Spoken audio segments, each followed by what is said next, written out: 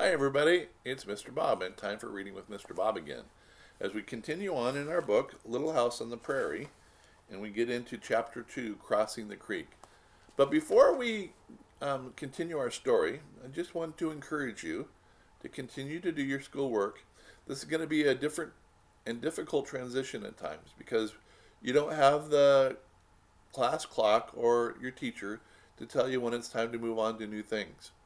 This is one of those things you're going to have to learn how to maintain your own discipline about when it's time to complete something and to continue to work even when you don't feel like it. There's going to be lots of distractions, lots of temptations to want to turn to Fortnite or some other game or something that you want to do, even maybe to go outside. But there's some good things about this as well. You can get up and go to get a drink anytime you want. You don't have to ask the teacher. You can go get something perhaps out of the refrigerator so that you can eat while you're doing schoolwork. So there's some good things as well as not so good things about this situation. Anyway, continue to hang in there and follow along as we read. Now, back to our story, Chapter 2 of Little House on the Prairie called Crossing the Creek. Pet and Patty began to trot briskly, as if they were glad to. Laura held tight to the wagon bow and stood up in the jolting wagon. Beyond Pa's shoulder and far across the waves of green grass, she could see the trees. They were not like any trees that she had seen before. They were no taller than bushes. "Whoa," said Pa suddenly. "Now which way?" he muttered to himself. The road divided here. You could not tell which was the more traveled way. Both of them were faint wheel tracks in the grass. One went towards the west. The other sloped downward a little towards the south. Both soon vanished in the tall, blowing grass. "Better go downhill, I guess," Pa decided. "The creek's down in the bottoms. Must be this way to the ford." He turned Pet and Patty toward the south. The road went down and up and down and up again over gently curving land. The trees were nearer now, but they were no taller. Laura gasped and clutched the wagon bow, for almost under Pet and Patty's noses there was no more blowing grass, there was no land at all. She looked beyond the edge of the land and across the tops of trees. The road turned there. For a little way it went along the cliff's top, then it went down sharply. Pa put on the brakes. Pet and Patty braced themselves backwards and almost sat down.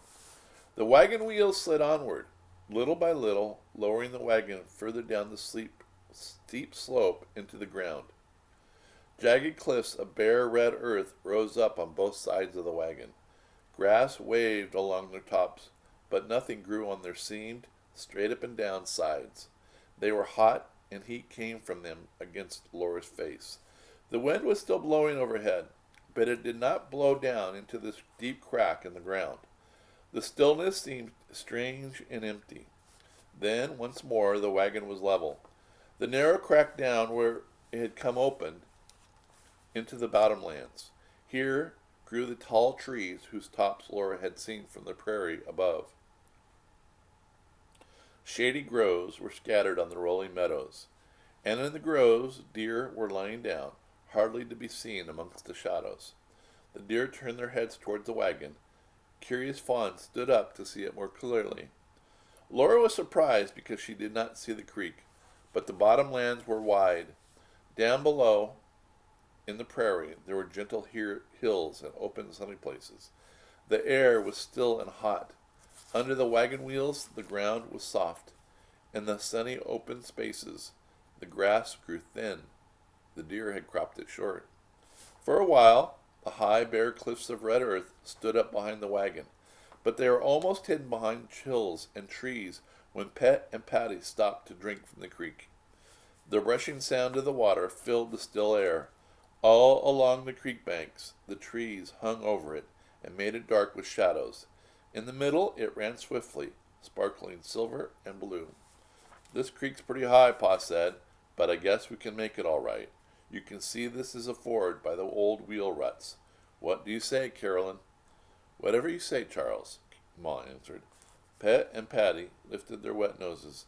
They pricked their ears forward, looking at the creek. Then they pricked them backward to hear what Pa would say.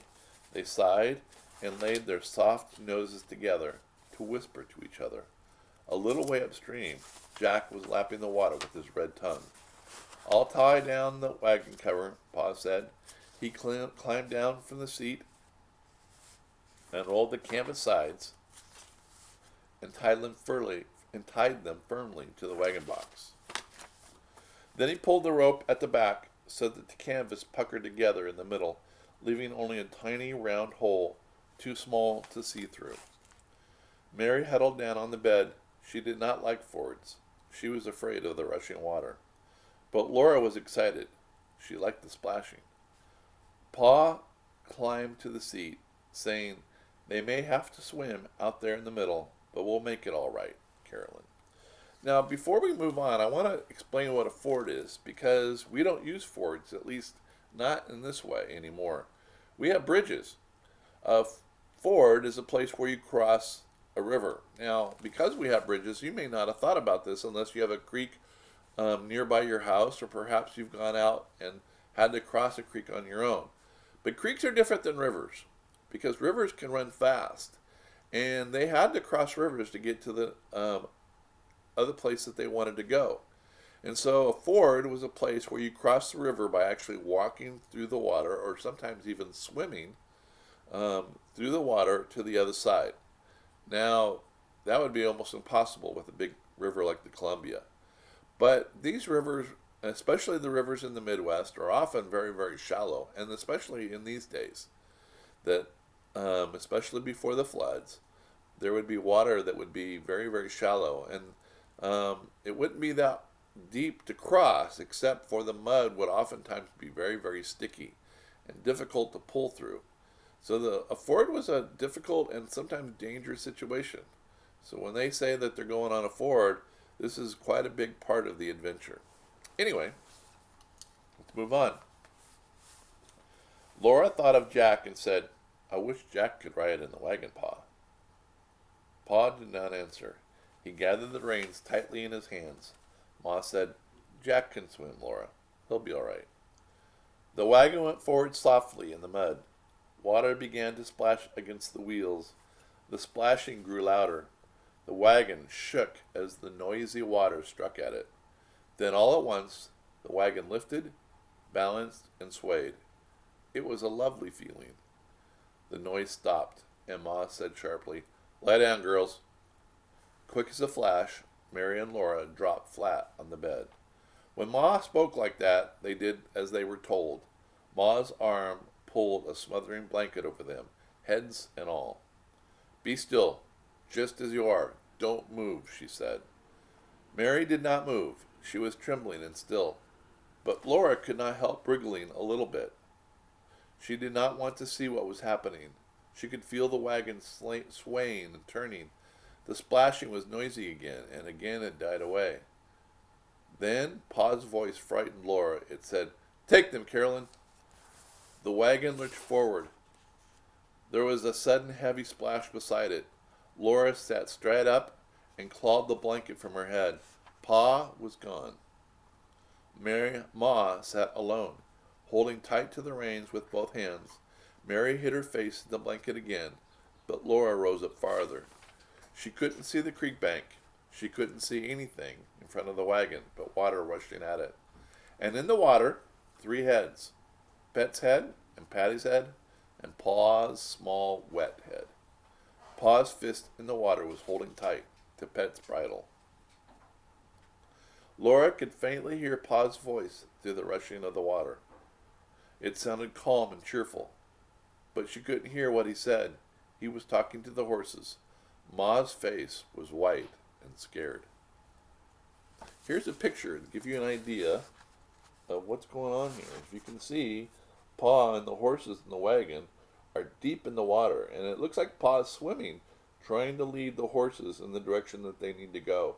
This was indeed a very difficult situation. "Lie down, Laura," Ma said. Laura lay down. She felt cold and sick. Her eyes were shut tight. but she could still see the terrible water and Pa's brown beard drowning in it. For a long time, the wagon swayed and swung, and Mary cried without making a sound. Laura's stomach felt sicker and sicker. Then the front wheels struck and grated, and Pa shouted. The whole wagon jerked and jolted and tipped backward, but the wheels were turning on the ground. Laura was up again, holding up to the seat. She saw Pet and Patty's scrambling wetbacks, climbing a steep bank, and Pa running beside them, shouting, "Hey, Patty! Hi, Pet! Get up! Get up! Whoopsie-daisy! Good girls!" At the top of the bank they stood still, panting and dripping. Amid the wagon stood still, safely out of that creek. Pa stood panting and dripping too. Ma said, "Oh, Charles." "There, there, Carolyn," said Ma. "We're all safe, thanks to a good, tight wagon box, well fastened to the running gear. I never saw a creek rise so fast in my life. Pat and Patty are good swimmers, but I guess they wouldn't have made it if I hadn't helped them." Pa had not known what to do, or if Ma had been too frightened to drive, or if Laura and Mary had been naughty and bothered her. Then they all would have been lost and probably drowned.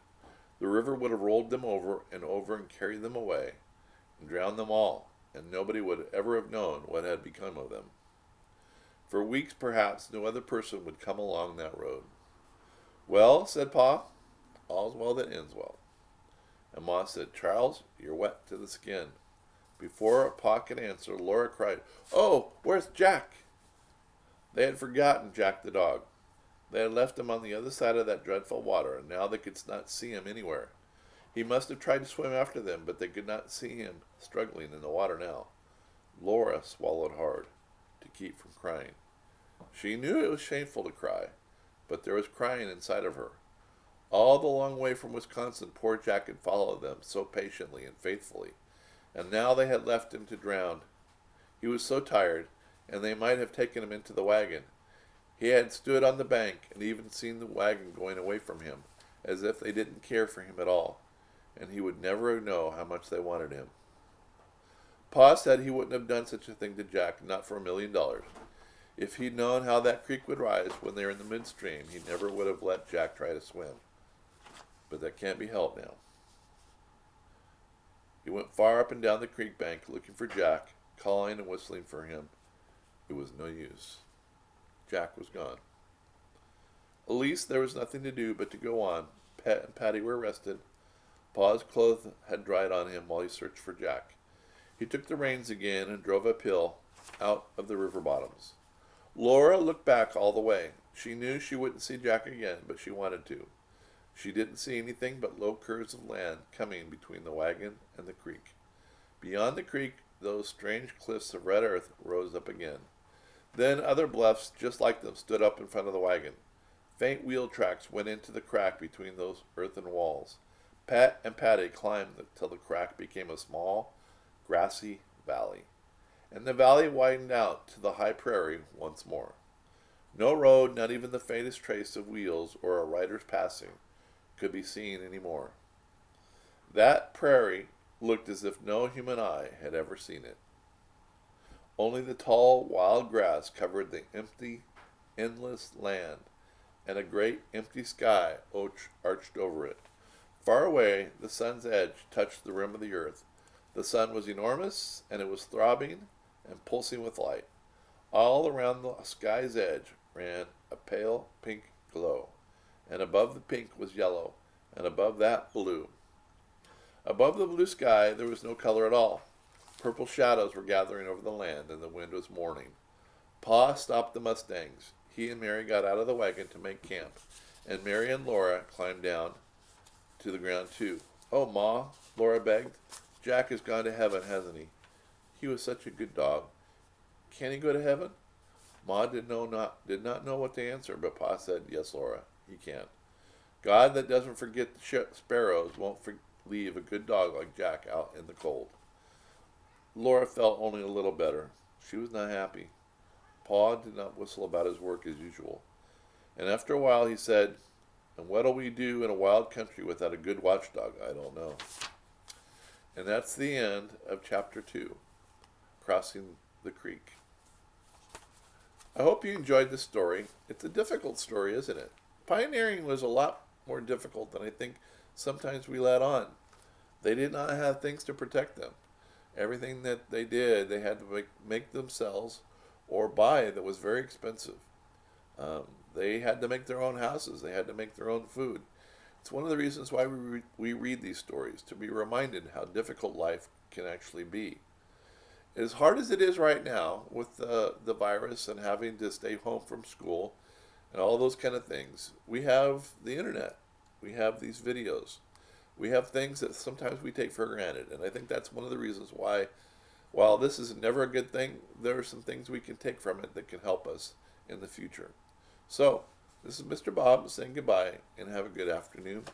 We'll talk to you soon. Bye-bye.